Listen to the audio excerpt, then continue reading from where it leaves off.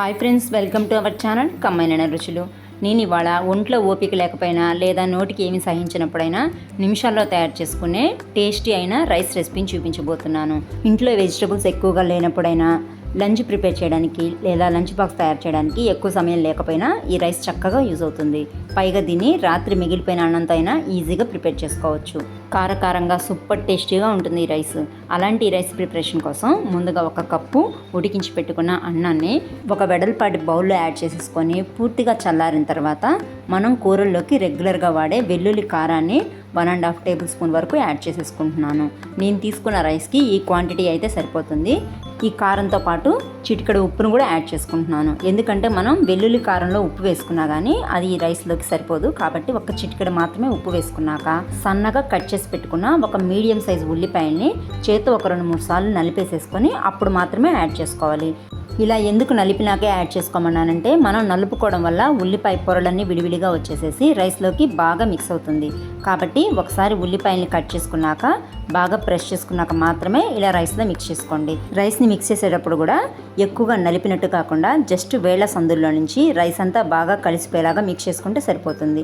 నేను ముందే చెప్పాను కదా, ఈ రైస్ కాస్త స్పైసీగా ఉంటుందని. ఎక్కువ స్పైసీగా తినలేకపోతే మాత్రం కాస్త నెయ్యిని యాడ్ చేసేసుకొని మిక్స్ చేసుకోండి. ఇలా చక్కగా మిక్స్ అయినాక దీన్ని పక్కన పెట్టేసేసుకొని ఇప్పుడు స్టవ్ మీద ఒక కడాయి పెట్టుకొని మీ రైస్ క్వాంటిటీకి తగినట్టుగా 2 నుంచి 3 టేబుల్ స్పూన్స్ వరకు ఆయిల్ని హీట్ చేసేసుకోవాలి. ఆయిల్ బాగా హీట్ అయిన తర్వాత స్టవ్ని పూర్తిగా సిమ్లో పెట్టేసేసి 3-4 టేబుల్ స్పూన్స్ వరకు పల్లీల్ని యాడ్ చేసేసి సన్నని మంట మీదే దోరగా వేయించుకోవాలి. ఇవి దోరగా వేగిన తర్వాత 1 టేబుల్ స్పూన్ పోపు దినుసుల్ని 1 టేబుల్ స్పూన్ పచ్చిశనగపప్పుని కూడా యాడ్ చేసేసి వాటిని కూడా సన్నని మంట మీదే దోరగా వేయించుకోవాలి. ఒంట్లో కాస్త నలతగా ఉండి ఎప్పుడైనా ఆలస్యంగా లేచినప్పుడు ఈ రైస్ అయితే చక్కగా యూజ్ అవుతుంది. ఎక్కువ వెజిటబుల్స్ కట్ చేసే పని లేకుండా, ఇంగ్రీడియంట్స్ కూడా ఎక్కువ అవసరం లేకుండా నిమిషాల్లో లంచ్ బాక్స్ ప్రిపేర్ చేయొచ్చు. ఒక్కోసారి నైట్ టైం ఎక్కువ అన్నం మిగిలిపోతూ ఉంటుంది కదా, అలాంటప్పుడు మార్నింగ్ కూడా ఈ రైస్ని ప్రిపేర్ చేసామనుకోండి, మిగిలిపోయిన అన్నం ఈజీగా సేల్ అయిపోతుంది, టేస్టీగా కూడా ఉంటుంది. స్పైసీ రెసిపీస్ని ఎక్కువగా ఇష్టపడే వాళ్ళకైతే ఈ రైస్ పక్కాగా సూట్ అవుతుందండి. ఇప్పుడు ఇలా చక్కగా వేగినాక ఈ పోపులోకి సన్నగా కట్ చేసి పెట్టుకున్న 2 టేబుల్ స్పూన్స్ పచ్చిమిర్చి తరుగుతో పాటు 2 రెమ్మల కరివేపాకం కూడా యాడ్ చేసేసి ఇంకొద్దిసేపు ఫ్రై చేసుకోవాలి. ఈ పచ్చిమిర్చి కూడా చక్కగా ఫ్రై అయినాక మనం వెల్లుల్లి కారం వేసి ముందుగా మిక్స్ చేసి పెట్టుకున్న రైస్ని కూడా ఈ పోపులోకి యాడ్ చేసేసి మెతుకులు చిదిరిపోకుండా జాగ్రత్తగా మిక్స్ చేసేసుకోవాలి.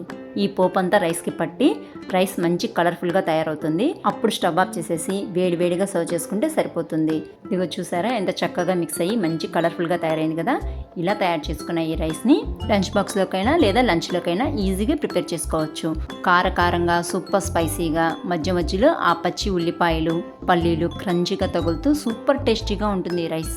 నేను స్టార్టింగ్లోనే చెప్పాను కదా, ఈ రైస్ని కారంగా తినలేని వాళ్ళు మాత్రం వెల్లుల్లి కారం వేసినప్పుడే 1 టేబుల్ స్పూన్ నెయ్యిని కూడా యాడ్ చేసి చక్కగా మిక్స్ చేసి ప్రిపేర్ చేసుకోండి. అప్పుడు ఎక్కువ స్పైసీ లేకుండా మంచి టేస్టీగా ఉంటుంది. నేను చేసిన ఈ కారపన్నం రెసిపీ మీకు ఎలా అనిపించిందో కమెంట్స్ ద్వారా నాతో షేర్ చేసుకోండి. వీడియో నచ్చితే కనుక లైక్ చేయండి, షేర్ చేయండి. Thanks for watching.